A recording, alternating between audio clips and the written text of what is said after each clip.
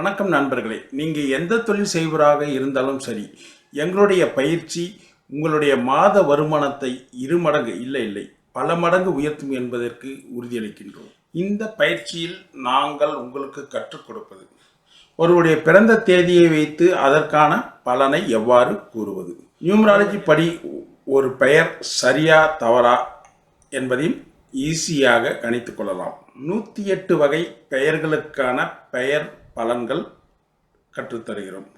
நம்மை நாடி வருபவர்களுக்கு அஸ்ட்ரோ நியூமராலஜி படி வாழ்நாள் முழுவதும் அதிர்ஷ்டம் தரக்கூடிய சூட்சம எண்ணை கண்டுபிடித்து எவ்வாறு பெயர் வைப்பது என கற்றுத்தருகிறோம்.